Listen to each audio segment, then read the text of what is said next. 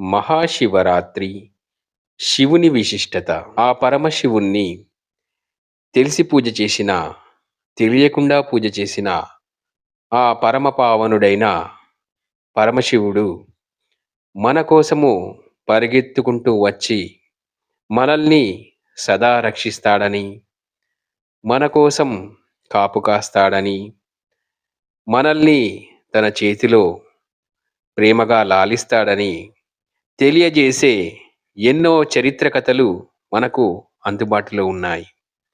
అందులోనే ఒక కథ తిన్నడు కన్నప్ప.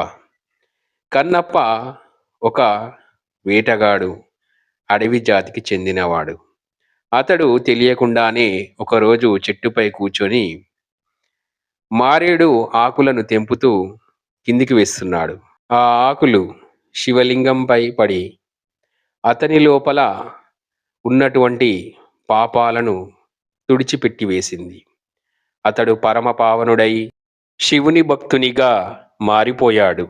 ఆ భక్తిలో తెలియక జంతువులను వేటాడి ఆ మాంసాన్ని ప్రసాదంగా శివునికి సమర్పించాడు.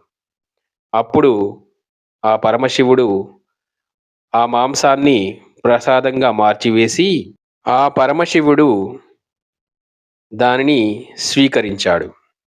అయితే తిన్నడు వచ్చేసరికి అక్కడ ఒక సాలెపురుగు తన సాలెగూడిని నిర్మించి ఆ పరమశివుణ్ణి ఎంతో పరమభక్తితో పూజించేది. అదేవిధంగా ఒక నాగుపాము వచ్చి అదే లింగముపై తనపై ఉన్నటువంటి నాగమణిని ఆ పరమశివునికి సమర్పించి పరమభక్తితో ఆ పరమశివుణ్ణి ప్రతిరోజు ఇలానే పూజించేది.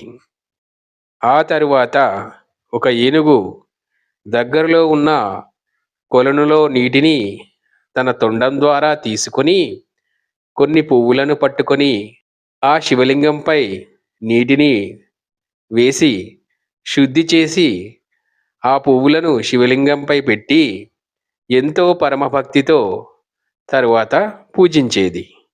ఆ తరువాత తిన్నడు వచ్చి వాటన్నింటినీ తీసివేసి తను తెచ్చినటువంటి మాంసాన్ని శివునికి సమర్పించి పరమభక్తితో పూజించాడు. అప్పుడు ఒకరోజు శివలింగంలోని ఒక కంటిలోంచి రక్తం కారుతూ ఉంటే తన కంటిని తీసి అక్కడ పెట్టాడు. మరొక కంటిలో కూడా అదేవిధంగా రక్తం కారుతూ ఉంటే రెండో కంటిని గుర్తించడానికి తన కాలిని అక్కడ పెట్టి రెండో కంటిని తీసి కూడా పెట్టడానికి ప్రయత్నించాడు.